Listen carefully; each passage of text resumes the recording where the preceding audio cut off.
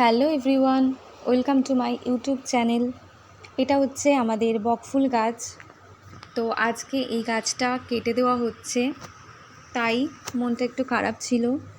তারপর ভাবলাম গাছটা তো আবার বড় হয়ে যাবে, আর এমনিতেও গাছটা একটু বেশিই বড় হয়ে গেছিলো, যেটা রিস্কি হয়ে যাচ্ছিল কারণ পাশে কারেন্টের তার আছে। তো নিচ থেকে সমস্ত ফুল যতটা সম্ভব আমরা কুড়িয়ে এনেছি। আর এই দেখো বকফুল গাছের পাতা। একটা ইন্টারেস্টিং বিষয় হচ্ছে এই যে পাতাগুলো এরকমভাবে বুজে যায় সন্ধ্যে থেকে। তো এখানে সমস্ত ফুল নিয়ে এসেছি যতটা সম্ভব। আর এই দেখো বাইরে এখনও গাছ কাটার কাজ চলছে।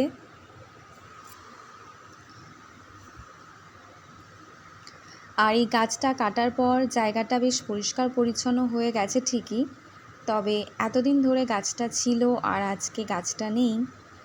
বাড়ির সামনেটা কেমন যেন ফাঁকা ফাঁকা লাগছিল। আর একটা ইচ্ছে আছে যে যেহেতু এই গাছটা মেলা থেকে কিনে আনা হয়েছিল একদম চারা অবস্থায়, আর দেখো 1 বছরের মধ্যে এতটা লম্বা হয়ে গেছিলো, তাই ইচ্ছে আছে যে এরপর আরেকটা লাল রঙের বকফুল গাছ লাগাবো। দেখো গাছ কাটার পর জায়গাটা কেমন ফাঁকা ফাঁকা লাগছে। তো এখন আমি করছি ফুলগুলোকে প্যাকেটিং করে ফেলেছি, এগুলোকে ডিস্ট্রিবিউট করা হবে ফ্রেন্ডস কালেক্টদের মধ্যে, তাই এগুলোকে প্যাকেটিং করে ফেলেছি। আর এখানে মা বানাচ্ছে বকফুলের বড়া। আগের ভিডিওতেই তোমাদের সাথে শেয়ার করেছিলাম যে আমি গাছ থেকে 2টো বকফুল পেরেছিলাম আর বড়া বানিয়ে খেয়েছিলাম। তখন দেখানো হয়নি যে কিভাবে বড়া বানিয়েছিলাম, তো আজকের ভিডিওতে সেটাই শেয়ার করছি যে কিভাবে বকফুলের বড়া বানালাম। কেমন লাগলো তোমাদের আজকের ব্লগটা অবশ্যই কমেন্ট করবে। আর কার কার বকফুলের বড়া খেতে ভালো লাগে সেটাও অবশ্যই কমেন্ট করবে। তো মা এখানে বকফুলগুলোকে তেলের মধ্যে দিয়ে দিল, আর এখন আমার কাজ হচ্ছে এগুলোকে একটু নাড়াচাড়া করা, এপিট ওপিট করে ভেজে নেওয়া, কারণ মা আরও অন্য কাজে ব্যস্ত আছে। তো মা যেভাবে ভাজে সেভাবে আমার পক্ষে ভাজাটা একটু টাফ, কারণ মা এখানে অনেকগুলো বকফুল একসাথে দিয়ে দিয়েছে আর কড়াতে একটু লেগে গেছে।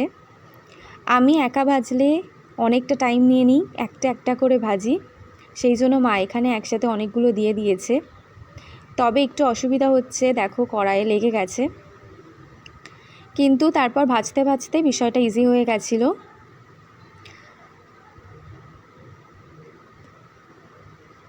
আর এরপর মাকে বললাম যে তুমি একটু এগুলোকে নেড়ে ছেড়ে দাও, যেহেতু কড়াই আটকে যাচ্ছে আমার একটু ভয় লাগছিল যে এগুলো যদি ভেঙে যায়। তারপর ভাজতে ভাজতে দেখলাম যে না, ঠিকঠাকই হয়ে গেছিলো, বেশ লাল লাল হয়ে গেছে। দেখো ভালোই লাগছে।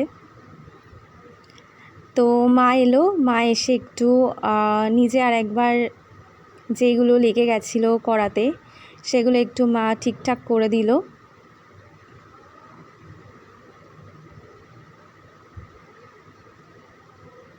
এখানে 2টো বড়া একসাথে লেগে গেছিলো। এই যে মা চলে এসছে, মা এখানে এগুলোকে ঠিকঠাক করে দিচ্ছে। আরও 1 রাউন্ড চলবে বকফুলের বড়া। তো এখানে মা আরও দিয়ে দিল। আর এই দেখো যেগুলো আমি ভেজেছিলাম ভালোই হয়েছে। আর এটা হচ্ছে স্পেশালি আমার জন্য, আমার স্পেশাল বকফুলের বড়া, কারণ এটা হচ্ছে একদম কম তেলে বাবা দিয়ে দিল এটা করার মধ্যে।